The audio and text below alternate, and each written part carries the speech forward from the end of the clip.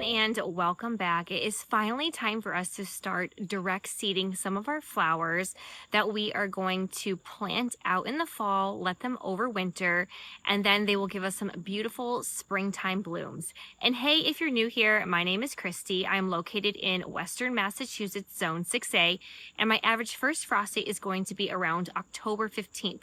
So right now it is going to be August 16th. So we're about 2 months, so 8 weeks or so out.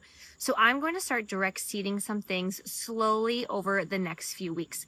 Some of the things that we do need to direct seed, we have to wait until the nights are starting to get a little bit cooler. So I'm hoping to do that probably at the beginning of September or so. But this beautiful garden is so overtaken by weeds. So many weeds. So this bed behind me was all of my nigella, and I had some beautiful blooms coming. I used the seed pods. It was amazing.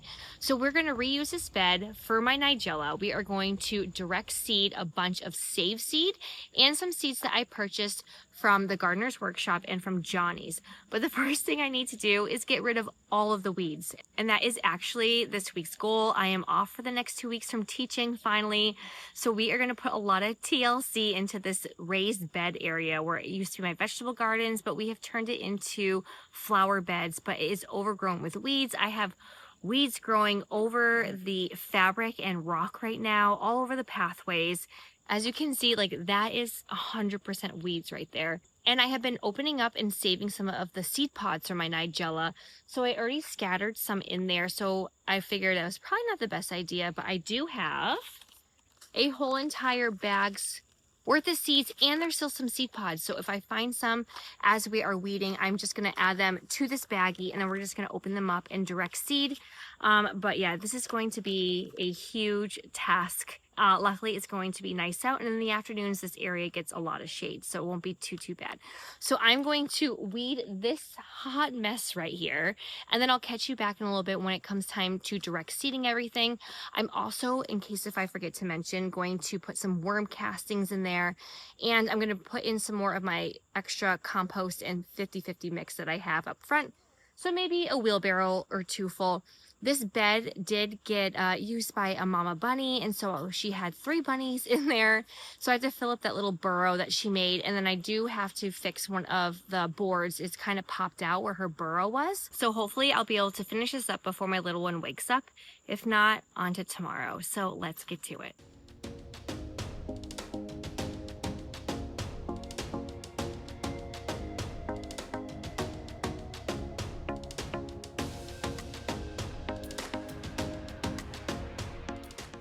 So I wanted to show you quick an example of a seed pod. I don't know if you can hear that, but there's seeds in there. So I'm going to save these, and then we'll just crack it open, and we are going to direct sow a bunch of this into here. That bed is awful, but I did find some cress in there. So I'm probably going to just carefully dig it up and then relocate it into a new spot so then I can use that when it starts to be available for my bouquet. So I'm pretty excited about that.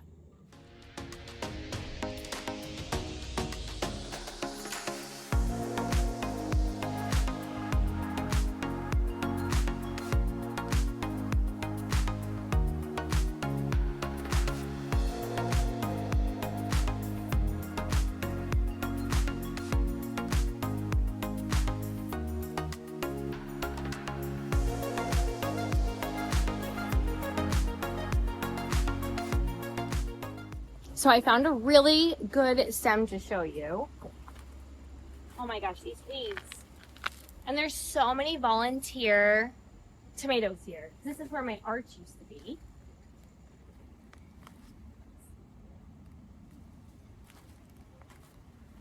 So I have some pods here. They're not open yet, so I'm going to save these. And then this is going to be another variety as well. So there was one that I got, like a bigger one, and then I got a star, some kind of, I'll have to put it on the bottom of the screen for you. But I loved the little ones. They were amazing. And then I loved using the seed pods. People really like them in their bouquets. So I'm going to go super heavy when it comes to direct sowing these, because I feel like it's going to rain again tonight. So that's why I really wanted to do this. is that sometimes it would get washed up, and it had some spots where there was a lot, and a lot of bare spots as well. And one takeaway from my Nigella this year is I have to net it. It would become so tall, like super tall, which was great, except when the winds would come, it was just totally toppled over, and it made it really hard because it would topple over and then the stems would grow crooked. So next year I'm going to make sure that I net this area, so that way when it does get windy, I just use like smaller tomato stakes. I think like probably like a 4-foot one maybe, because these beds are about 18 inches tall. That will really help with keeping them upward. So I'm going to fill this with some more 50-50 mix, worm castings, and then we will get to direct sowing.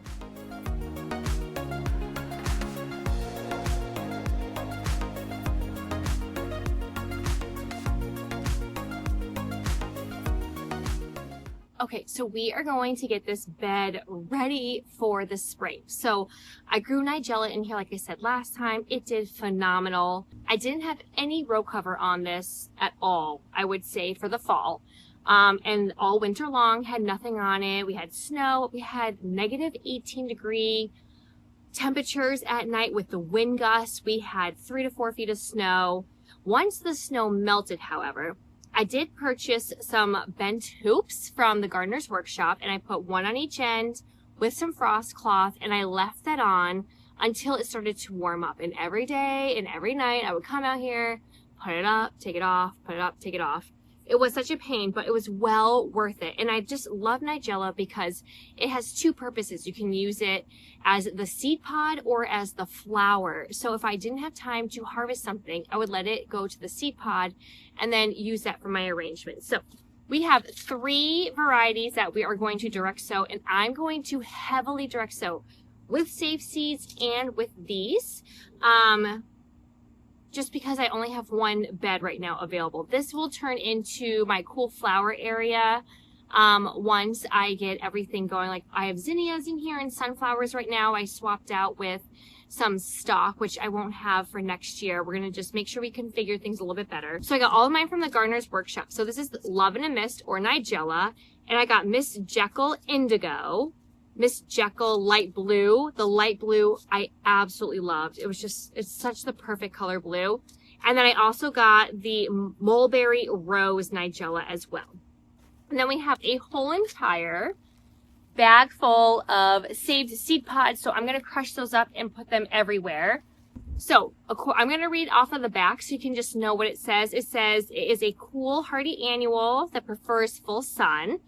To sow directly into the garden is recommended, and you should cover the seeds with soil, allow 10 to 14 days to germinate, and then you can thin them, but I did not do that. And it says winter hardy to zone 6. So I'm zone 6A, and like I said, we got to negative 18 and a ton came back.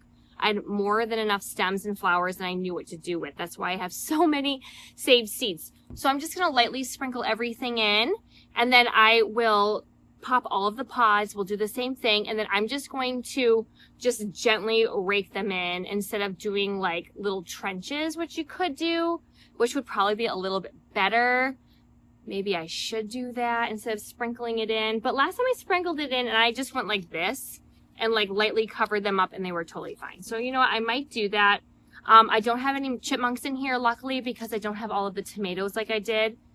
So they're not burrowing or anything this year, which is great. The only thing I have are lots of birds, but they have been, I hopefully will keep away from here. So let's get these sprinkled in.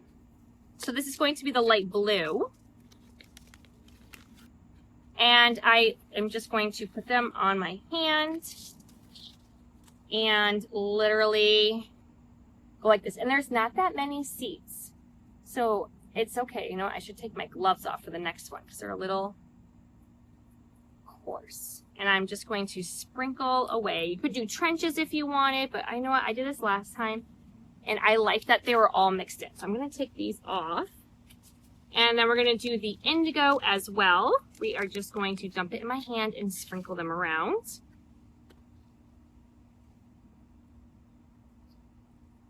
And then this time I don't have tomatoes, so I can actually go all the way across and that saves space for my tomatoes. I think this year I'm going to take my tomatoes because I have neglected them so bad.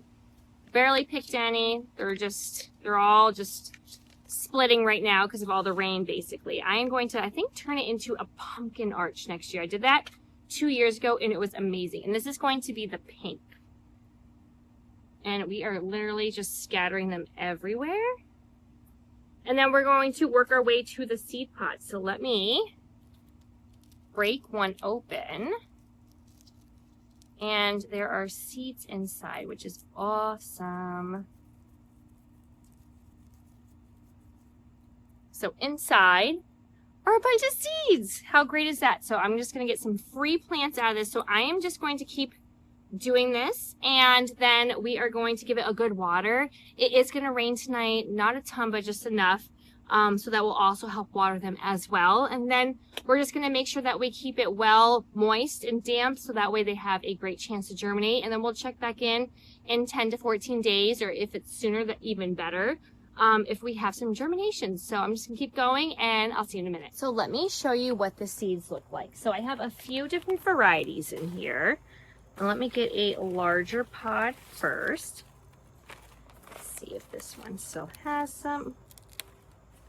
All right, so we have a larger seed pod. Oh my gosh, you can even just, and they're going to be these darker little black seeds, and that's literally all I'm doing. And I'm just going to keep the actual seed pod in the soil as well, as you can see, just in case if I miss some. But I'm literally just going to chuck these in because there's all like little separate casings of the seeds. So I'm just gonna leave them in there. And then I have these little teeny tiny seed pods. It was like something star, I can't remember, but it was another nigella and I loved it. And let me see if I can do this without dropping them everywhere. But they're super small seeds. All right, so for these, just move the casing out. They are teeny tiny seeds. So those are going to be the other variety. So I'm just going to keep on going. And as you can see, the little casings are still there. But I have so many. And I honestly am probably going to use like half of the bag. Or at least get to the bottom and sprinkle anything that is left in here. I don't really need to save these because I'm just going to get more next year. And sometimes I just never know if they're viable. But these, I mean, I really think that they're good to go. I mean, they are crisp as can be. So they should be pretty good, and you can hear them shaking in there. So I'm gonna just keep on going, and it's gonna be as simple as that. I love direct seeding.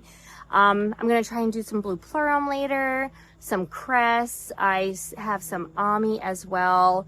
So we're gonna try and get some beds done once my lysianthus are done blooming, and I cut them because those beds are a hot mess as well. So I'll catch you in a minute.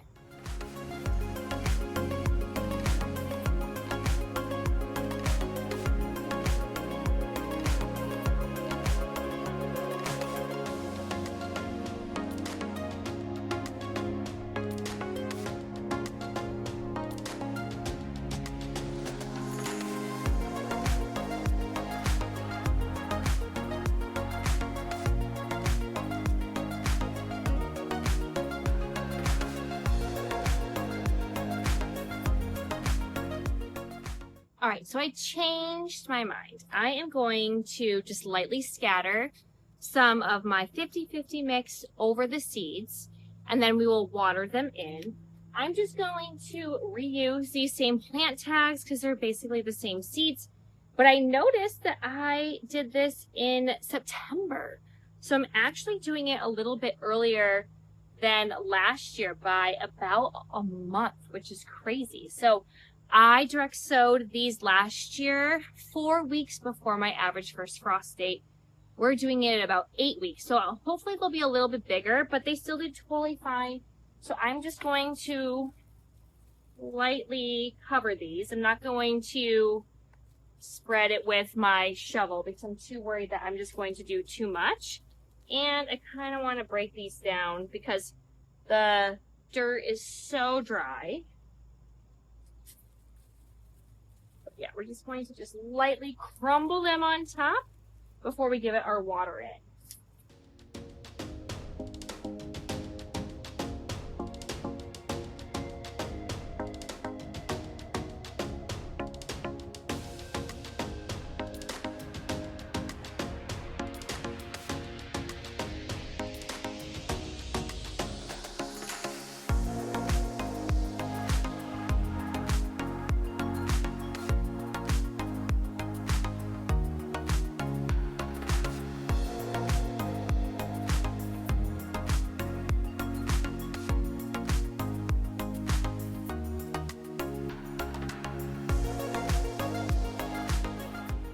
All right, and that is it. Everything is set to go. So all we have to do is just make sure that we keep it watered. I luckily have my Never Sink Tools wobbler head system over here, so I don't have to remember to water it. It will just be on its normal timer in the morning. I like to run it for about 20 to 30 minutes, depending on how warm the day is going to be. Lately, it's been going about 25 minutes, I want to say, just because it's been so hot. Luckily today it was in the upper 50s at night and it was beautiful. I had all my windows open, which was nice. So we have all of our nigella ready to go so we can harvest some beautiful spring and summer blooms. So thank you so much for tuning in. We will be doing lots of weeding this week, so stay tuned. And I totally just forgot that I found a bunch of daffodil bulbs that I need to store so we can plant those out in the next few months. So if you would like to see everything that is going on with my roadside flower stand, seed starting, planting out cool hardy annual, and pretty soon we are going to be digging and dividing and storing our dahlias. So make sure you stay tuned for that, because I know that's a little bit tricky when you are here and it's colder and we have snow. So if you would like to stay updated on everything, please make sure you hit like and subscribe and hit that bell button, and I will see you all next time. Happy gardening. Bye.